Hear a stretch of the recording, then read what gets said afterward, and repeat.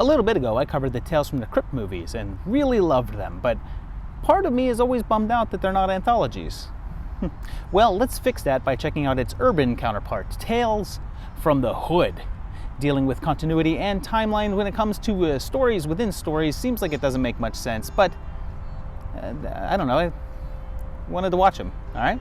Let's begin back in 1995 with Tales from the Hood by the extremely underrated Rusty Kundiev, who's from Pittsburgh, so has that going for him too.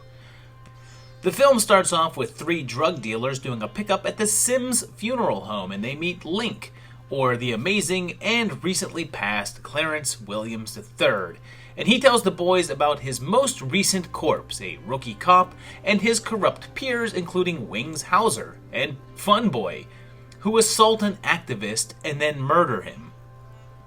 Sometime later, Smith has become a drunk, and he says it was 1 year ago, so it's a year later now, and he leads the crew out to Morehouse's grave, which says that he died on October 27th, 1994.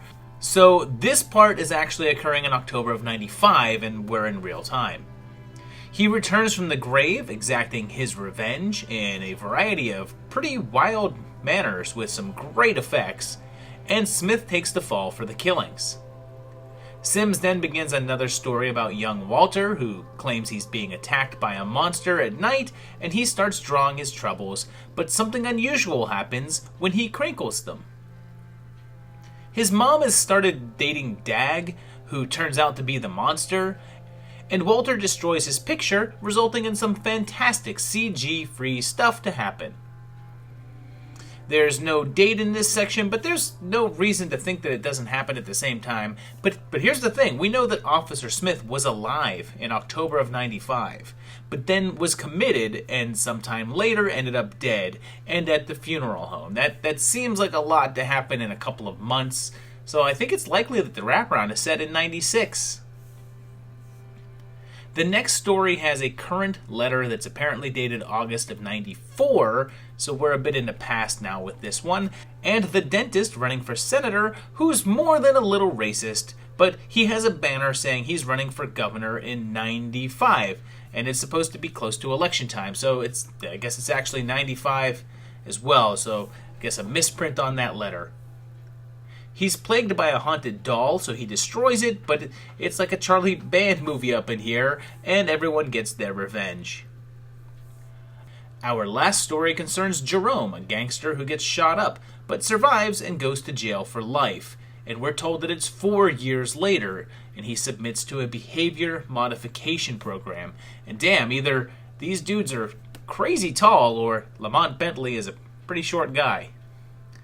They put him in a Speedo and sensory dep, which gives him hallucinations, which is revealed to just be purgatory and his last chance at redemption.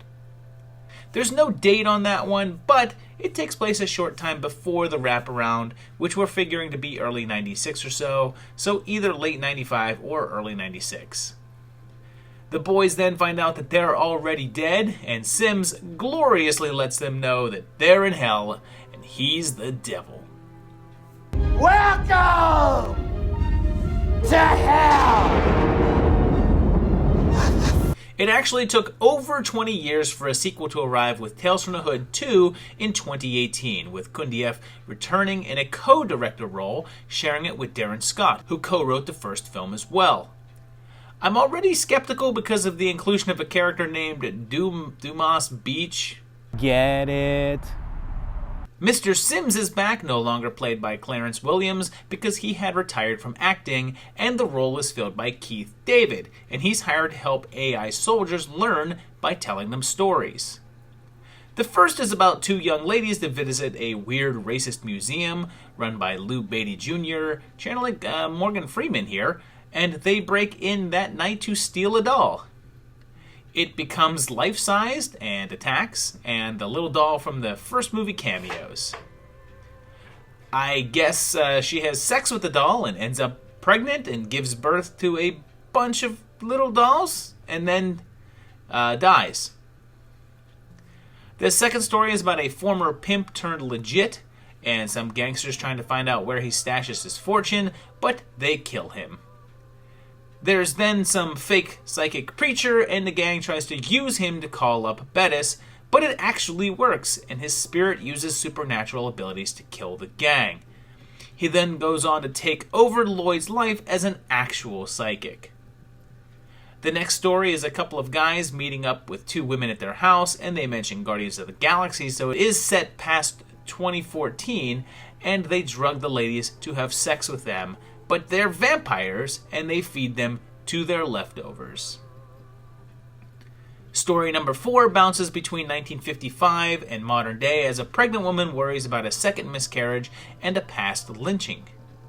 Her husband is working with a racist politician, and it's revealed that the boyfriend of the past is Emmett Till, and history starts to change so that the civil rights movement never happened.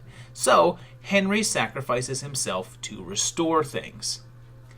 The wraparound gives us the Robo-Patriot, a sort of Minority Report crime prevention robot, but Sims's stories taught it, so it goes after Beach and his assistants, shooting him. So Sims reveals he's already dead and being taken to hell. Oddly, none of the segments show a date, but the cars and technology and talks about modern movies and apps. It's fair to place it in its release year of 2018. Welcome to hell, motherfucker! A third entry was released in 2020 with Tales from the Hood 3, and I don't know why, but I have a certain appreciation for movies that just number their sequels, no wacky subtitles, no tricky titling, just the movie and then what number it is.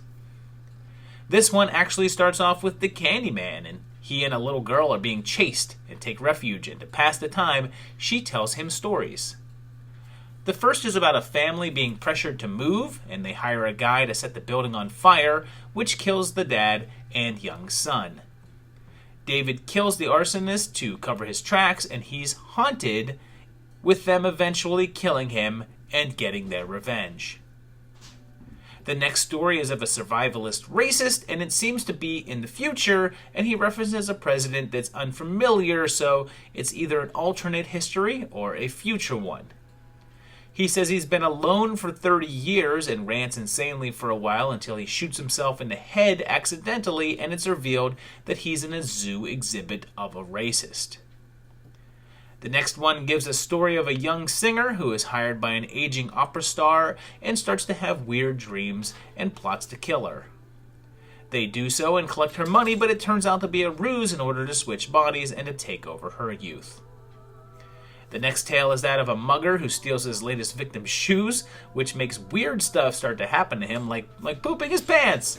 But he can't take them off.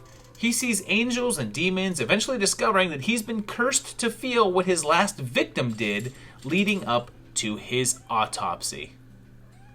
Back in the wraparound, Tony is revealed to be a child killer haunted by his past victims, and they take him to hell, saying Mr. Sims' trademark.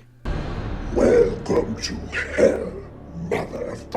But the man himself doesn't make an appearance, instead taking the form of the little girl.